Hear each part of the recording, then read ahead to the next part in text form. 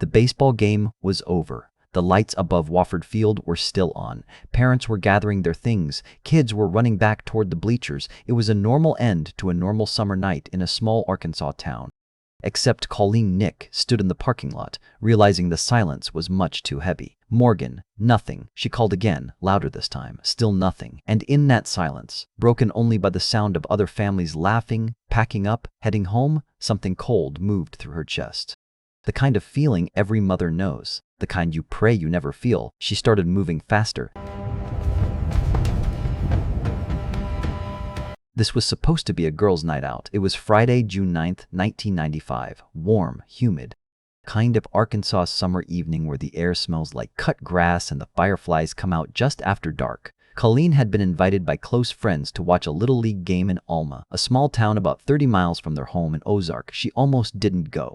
Alma wasn't a town she knew, but her friends said, "Come on, it'll be fun. Bring Morgan." So she did. Before we go any further, you need to understand who Morgan was. Not the missing child on the flyer, not the case file, the real girl. She was so small that when she fell asleep in the car, Colleen could still lift her with one arm. She had blonde hair and bright blue eyes, and when she smiled, really smiled, you could see 5 tiny silver caps on her back molars, little flashes of light in a 6-year-old's mouth. She had decided, with complete seriousness, that bubblegum was its own food group. Not candy. Bubblegum. This was her position and she was sticking to it. She wanted to be a circus performer when she grew up, but also a doctor. Her mother never told her to pick one. At night, she would sit with her little brother Logan and her baby sister Taryn and read them bedtime stories, sounding out every word slowly, carefully, like the job mattered. Because to her, it did. She had picked out her own kitten. She was very proud of that. She was somebody's big sister. Somebody's whole world. And on the night of June 9th, she pulled on her green Girl Scout t-shirt, her blue denim shorts, her white tennis shoes, and climbed into the car next to her mom, probably talking the whole way there. They arrived at Wofford Field. Around 300 people had shown up, families from Alma and the surrounding towns, all settled into the bleachers under the stadium lights. Colleen found her friends and sat down. Morgan watched the game for a while, the way kids do, half interested, half somewhere else in her head. Then she spotted 2 kids she knew playing near the parking lot. At around 10:30, she turned to her mother and asked if she could go catch fireflies with them. Colleen said no. She didn't know this town. It was dark. Morgan was 6 years old. But the parents around her smiled and said, "The kids always play out there during games. It's totally fine. It's Alma. Nothing ever happens here." Those 5 words would sit in Colleen's chest for the next 29 years. Nothing ever happens here. She looked at her daughter's face, hopeful, bright, already halfway gone in her imagination to wherever the fireflies were. She said yes. For about 15 minutes, Colleen kept one eye on the game and one eye on the small green shirt moving through the dark near the parking lot. Morgan was out there with the other kids. She was fine. Everything was fine. Then the game ended. Players jogged back toward the stands. The crowd stood up. People began drifting toward the parking lot in that slow end-of-the-evening shuffle. Colleen looked toward the field. The 2 kids were walking back. Morgan wasn't with them. She told herself it was nothing. Morgan probably wandered back on her own. She was probably already at the car. She wasn't. Colleen stood there for a moment, just one moment, before her body started moving without being told to. Back to the field. Back to the parking lot. Through the crowd. Calling her name. Morgan, Morgan. The other families kept moving around her, unaware. The stadium lights hummed above. And somewhere in the grass nearby, the fireflies Morgan had gone to catch kept blinking, quiet and small and completely indifferent to what had just happened. She found the 2 children and grabbed them. "Where is she? Where's Morgan?" the kids explained. When the game ended, they had all stopped near the parking lot to shake the sand out of their shoes. Morgan leaned against a car to do the same. The kids finished, turned around, started walking back toward the bleachers. Morgan wasn't behind them. They assumed she had gone ahead. They didn't think anything of it.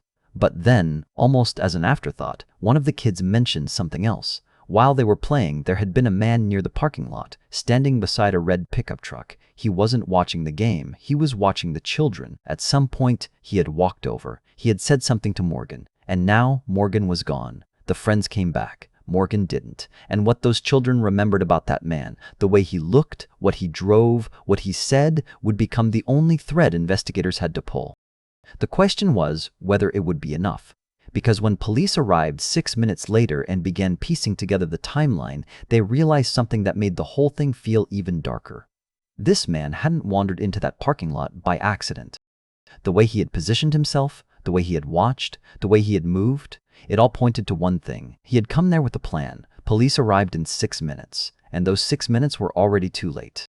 By the time the first officer stepped out of his car, the parking lot was half empty. Families were pulling out, headlights sweeping across the grass. People who had spent the evening cheering for their kids now moving fast, heads down, wanting to get home. Somewhere in that confusion, a red truck had already left, and Morgan Nick had left with it. What followed was controlled chaos, flashlights cutting across the dark field, radio static crackling through the warm night air. Officers splitting up, moving fast, checking the tree line, the road, the open ground beyond the parking lot. Parents who had been packing up their cars 10 minutes ago now stood completely still, watching, some pulling their own children close without realizing they were doing it. Colleen stood in the middle of all of it, not screaming, not moving, just completely still, the way a person goes still when reality has not yet caught up with what their body already knows.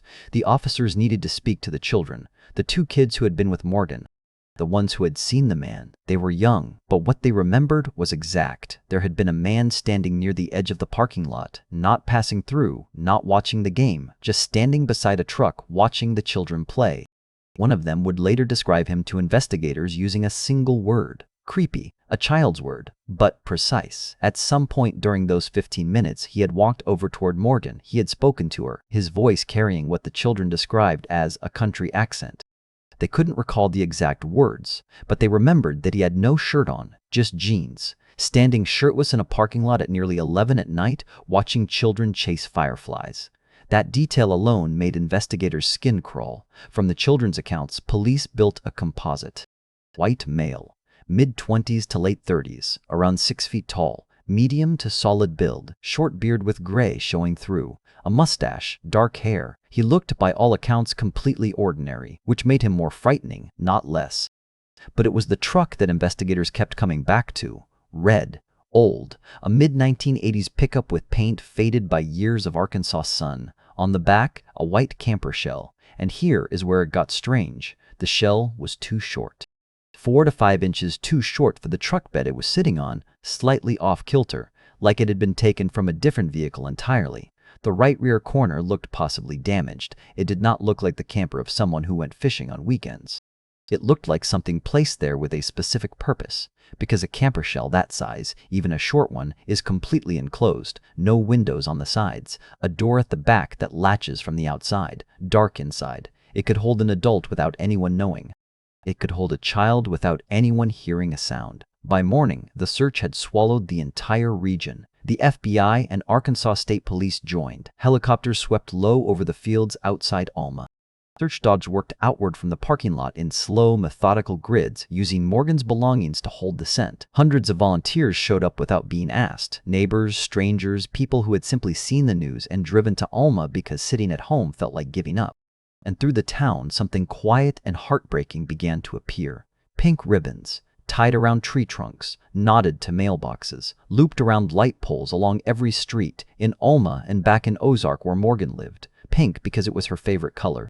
People wore them pinned to their clothing. Entire streets lined with them, a wordless collective refusal to move on. Colleen refused to go home that first night. She stayed at the fire station, unwilling to be anywhere that wasn't close to where her daughter had last been seen. Within 3 days, 2 more reports came in from western Arkansas that made investigators go cold.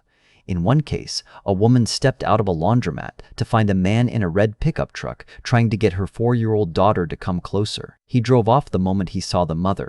In another town, a man matching the description was reported for another suspicious interaction in a nearby town. She got away and ran. Same build, same truck, same behavior. This was not a single impulsive act. This was someone who had done this before and was still out there, still moving, still looking. Over the weeks and months that followed, the tips came in by the hundreds, then the thousands. The total number of leads eventually worked in this case would cross 10,000. Every red pickup truck in the region was checked. Nearly 250 sightings reported across Arkansas and neighboring states. Every single one followed up. Every single one hit a wall. The composite sketch ran on national television, America's Most Wanted, Unsolved Mysteries. Thousands of calls flooded the tip lines. 0 arrests, 0 charges, 0 answers. Then, about 2 weeks after Morgan vanished, a call came in from Stuttgart, a town nearly 3 hours from Alma. A man claimed he had seen someone on his property trying to break into his car. The intruder ran. But as he ran, the witness said he had a little girl with him, holding her hand. He looked at the composite sketch. He said, "That's him." Police moved immediately. A 10-square-mile search area locked down, officers on foot, helicopters back in the air, dogs brought in. And Colleen Nick got in her car and drove, because when someone tells you your daughter might be 3 hours away, you don't wait. You go. She arrived. She waited. 16 hours she stood in Stuttgart while officers worked every street, every yard, every field in that search zone. They found nothing. Then came the second blow. Investigators sat the witness down again. He shifted in his chair. His story changed in small ways, then larger ones. They ran a polygraph, then a second one. Both came back the same way. Deception indicated. He eventually admitted the truth. He had seen someone near his car, but there was no girl. He had invented that part entirely. He couldn't explain why. He was arrested for filing a false report. 16 hours, a full operation, and Colleen Nick drove home with nothing but silence and 3 more hours of road. After Stuttgart, the investigation settled into something worse than chaos. Quiet. Tips slowed. Physical evidence remained non-existent. The red truck had vanished as completely as Morgan herself. Investigators kept working for months, then years. But the honest truth was that every path they had was narrowing. It looked, by every measure, like this case might never break. And then one day, without warning, a man walked into a police station. He sat down across from an investigator. And in a room that suddenly went very still, he said 3 words. "I did it." The man who walked in was 36 years old. He was deaf. He spoke through an interpreter. And what he told investigators, sitting across a table, calm, specific, detailed, made every officer in that room lean forward. He said he had been at Wofford Field that night. He said he had taken Morgan. He said he remembered waking up the next morning with blood on his clothes. And when he turned on the television and saw the coverage, Morgan's face, her green shirt, the parking lot, he had taken those clothes outside and burned them. Then he paused, and he said something that made the room go very still. "I felt that I did it." Not, "I know I did it," not, "I remember doing it." He felt that he did it. That single word, felt, should have been a warning. But in that moment, after more than a year of nothing, investigators were already moving. Search warrants were obtained within hours. From his home and vehicle, officers removed 22 items, a pink toothbrush, along with several suspicious tools and materials found in his possession. Everything went to the FBI. For a brief moment, the first in over a year, it felt like the nightmare was ending. The community exhaled. People allowed themselves, carefully, to believe it might be over. Then investigators released him. The forensic results weren't back yet. Without confirmation, they had no legal ground to hold him. He walked out the door and went home. The outrage was immediate and loud. People couldn't understand how a man who had confessed could simply leave. Police explained the legal reality. A confession without physical evidence wasn't enough, and moving too fast could destroy any future prosecution. But in a town that had been searching for a little girl for over a year, legal explanations felt like cold comfort. Colleen Nick watched all of this quietly. He was the only person in the world who knew the exact shape of Morgan's absence, what it felt like, what it sounded like in a house that used to have her in it. And something in her, something that operated below logic, below evidence, below anything she could fully explain, told her this man had not taken her daughter. She said it publicly. She said it carefully. She said, "Even if he is guilty, Morgan is not home." Stopping the search now would be the most dangerous thing anyone could do. Months passed. The FBI results came back. Nothing connected. The pink toothbrush, not Morgan's. The hair, inconclusive. The stains, not what anyone had hoped. The case against him collapsed entirely. Colleen had been right. She could have gone home after that, closed the curtains, let the grief become something private and quiet. Instead, in January 1996, she stood in a room at the White House while President Clinton signed an executive order requiring missing children's photographs to be posted in federal facilities across the country. She had helped push for it. She had made calls, told Morgan's story, refused to let the momentum die. Then she came home to Arkansas and built something. She closed her own business, the one she had run before June 9th, 1995, before her life split cleanly into before and after, and she founded the Morgan Nick Foundation. Not a memorial. A working organization, one that sent trained volunteers to search sites, supported families in the first desperate hours of a disappearance, worked directly with law enforcement, and taught children across the state about personal safety. She turned her grief into infrastructure. That same year, Arkansas renamed its missing child alert system the Morgan Nick Amber Alert. Her daughter's name became the word that went out every time a child was in danger in that state. Morgan was still missing, but her name was now protecting other children.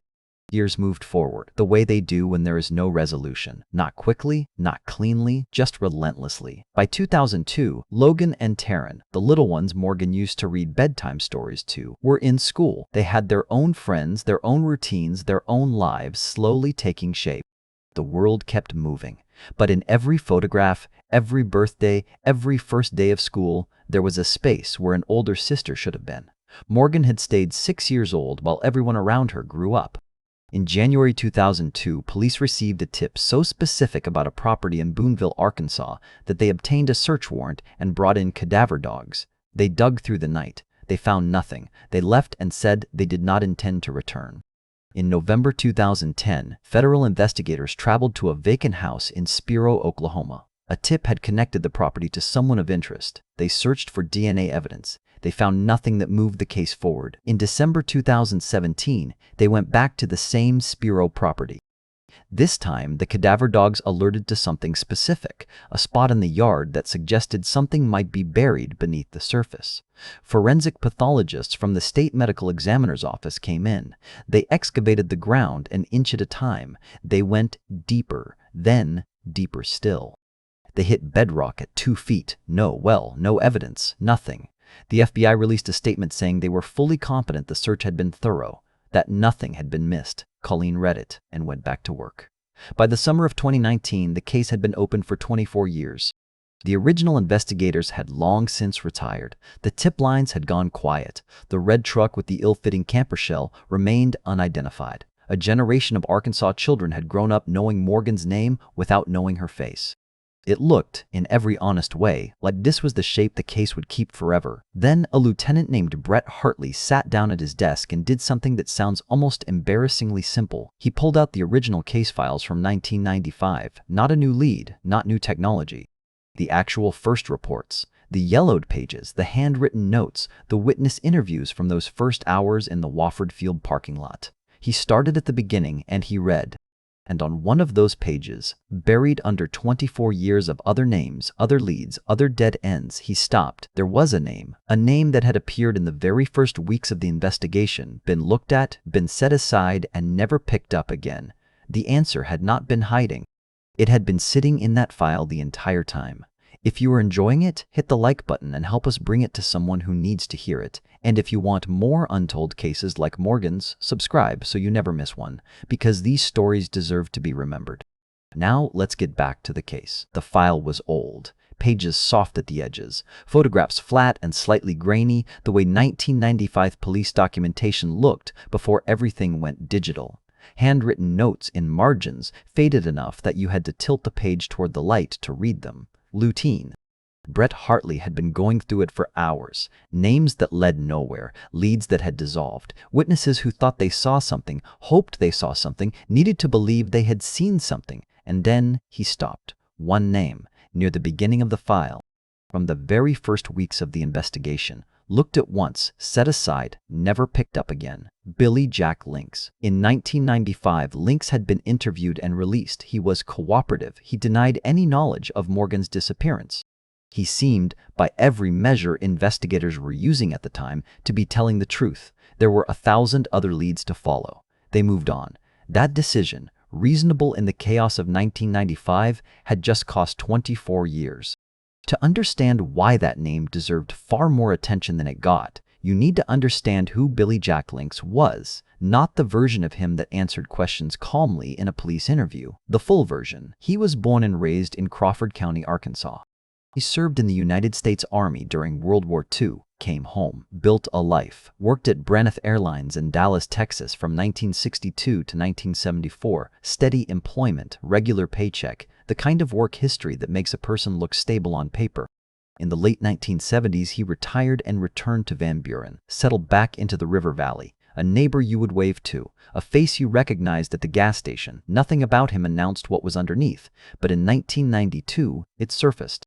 He had a prior criminal record involving a minor that had been overlooked. He did not go to prison, a suspended sentence, court-ordered counseling, case processed, filed away, moved on from, the way the system moves on when someone appears to comply and causes no further trouble.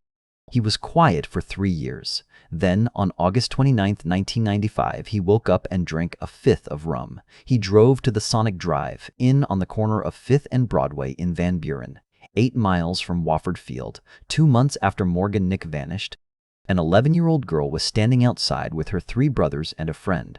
Just kids on an August afternoon. Lynx pulled alongside them in his red 1986 Chevrolet pickup and started talking, words that were immediately, unmistakably wrong.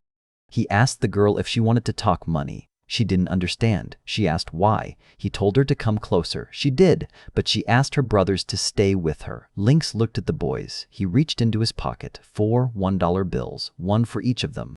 He pressed the money into their hands and told them to leave. They left. Now it was just Lynx and the girl. He made his offer. She turned and ran, back toward the Sonic, screaming for her brothers, screaming for someone to call the police. Lynx floored the accelerator and left. On his way out, he clipped a telephone pole.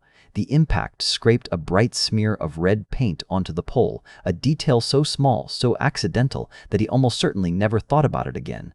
But it stayed there, waiting. A witness caught the plate as the truck fled. They wrote, WJA 385. Officers ran it. No match. One investigator looked again, looked carefully, transposed the last 2 digits, WJA 835. That plate came back to a red pickup truck, registered to Billy Jack Lynx, Van Buren, Arkansas. The red paint on the pole matched his truck. He was still intoxicated when they found him. Think about that for a moment. 2 digits, the difference between an 8 and a 3, written down in the wrong order in a moment of confusion. That single transposition had allowed Billy Jack Lynx to drive away from that Sonic parking lot and stay free. If that witness had written those numbers correctly the first time, investigators would have had his name and his truck within hours of that incident. 2 months after Morgan disappeared, with the case still burning hot, instead, a clerical error, and 24 more years of silence. Arkansas State Police and the FBI came to interview him about Morgan. He asked for a lawyer. Immediately, he never said another word about Morgan Nick again. But they searched his truck. Inside that red Chevrolet, the same truck that had been seen near Wofford Field, the same model, the same color, investigators found what was there: hair fibers, on the seat, on the floorboard, duct tape.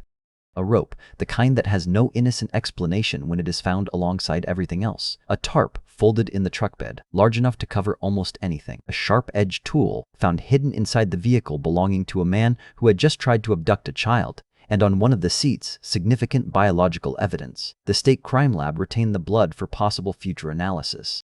But the other items, the rope, the tarp, the recovered tool, were processed and stored under the evidence laws that existed in Arkansas in 1995. Laws that did not require agencies to preserve all evidence from attempted kidnapping cases. That legal gap would not be closed until 2011.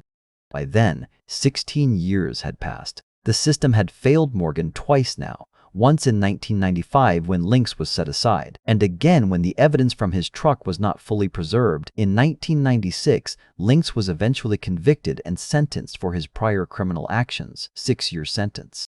He went to Tucker Unit Prison and stayed quiet. He never confessed, never gave investigators anything, never said Morgan's name. On August 5, 2000, Billy Jack Lynx died in his prison cell. Natural causes. He was 75 years old. He had served 4 years of his 6-year sentence.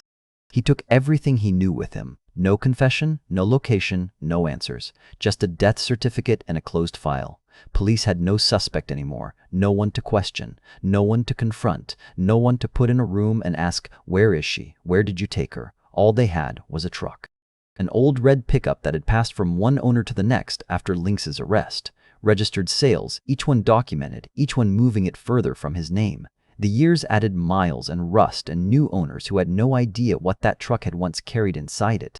It traveled Arkansas roads through summer heat and winter cold, through one decade and into the next, looking like nothing more than what it appeared to be. But in its seams, in the fibers caught in the corners of the truck bed, in places no eye could reach and no hand had ever cleaned, something microscopic remained, something that had survived 25 years of time, weather, and unknowing hands. Lieutenant Hartley closed the file. He made a call, and the question that no one had thought to ask for 2.5 decades was finally, quietly, back on the table. "Where's that truck right now?" The truck was still running, 25 years after Billy Jack Lynx last drove it. 25 years after a 6-year-old girl disappeared into its darkness on a warm Friday night in Arkansas.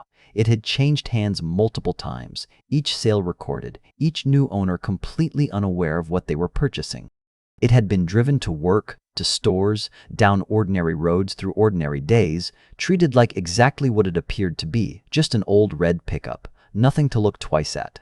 Investigators traced it through the ownership chain, one recorded transfer at a time, until they found the current owner. They explained what they needed. The owner had never heard of Billy Jack Lynx. He had no idea what that truck had once been used for. He said yes without hesitation. Search everything. On July 28, 2020, the FBI evidence response team went through that vehicle the way you work a scene when you believe, truly believe, that something survived. They vacuumed every surface, every seam, every corner that no hand had ever reached to clean. The seat, the floorboards, the deep crevices of the truck bed. They collected everything, fibers, particles, matter too small to see. When they finished, they had several vacuum canisters of material, including hair. The FBI took custody, and then nothing happened. Not because the case was abandoned, but because the science didn't exist yet. The hairs recovered from the truck had no roots, shed naturally over time, the way hair falls without being pulled. And in 2020, no available technology could extract a usable DNA profile from rootless hair. Every lab returned the same answer: insufficient material. Can't be done. So the canisters sat in FBI custody through 2021, through 2022, into 2023, 28 years since that parking lot, and the answer sealed inside a container, waiting for the world to catch up. In July 2023, Detective Sean Taylor of the Alma Police Department read about a laboratory in the Woodlands, Texas, Othram Labs. What Othram had developed was a technology called Kin-SN-Peak Rapid Relationship Testing. It could build a complete DNA profile from hair without any root, not by finding what standard testing looked for, but by reading the hair at a molecular depth that made degraded, decades-old materials speak again. They had done it before. They had succeeded in cases where everything else had failed. Taylor called them. Then he called the FBI. On September 27, 2023, the evidence left FBI custody and came to Taylor. On December 1, 2023, he sent it to Texas. The Arkansas State Police provided the funding. Then the waiting began again. 9 months. 9 months knowing that somewhere in a lab in Texas, scientists were working on the closest thing to an answer this case had ever produced. Taylor kept working other cases. Colleen kept running the foundation, supporting families, speaking at events, showing up for other people's missing children the way she had shown up for her own for 29 years. 29 years of that. Every morning, without breaking. On September 27, 2024, the report arrived. Othram had successfully extracted a DNA profile from one of the recovered hairs. They compared it against the reference sample Colleen had submitted, her own DNA, given so any biological match from her family could be confirmed. First-degree familial relationship. The hair belonged to Colleen, or one of her siblings, or one of her children. What followed was quiet and methodical and devastating in its simplicity. Investigators spent the next several days interviewing every member of the Nick family. Had any of them ever met Billy Jack Lynx? Had any of them ever been near his truck? Every answer came back the same. No, never heard of him, never been in that truck. Colleen, never in that truck. Logan, never in that truck. Taryn, never in that truck. The family had eliminated themselves one by one. And what remained after every no, that silence, was the only answer left. One person connected to Colleen's DNA had been inside that truck. She had been 6 years old. October 1st, 2024. Alma Police Department. Chief Jeff Pointer stood at the podium. Journalists, investigators, state officials, and the Nick family sat in a room that had the particular stillness of people who have been waiting a very long time. He laid out the timeline carefully.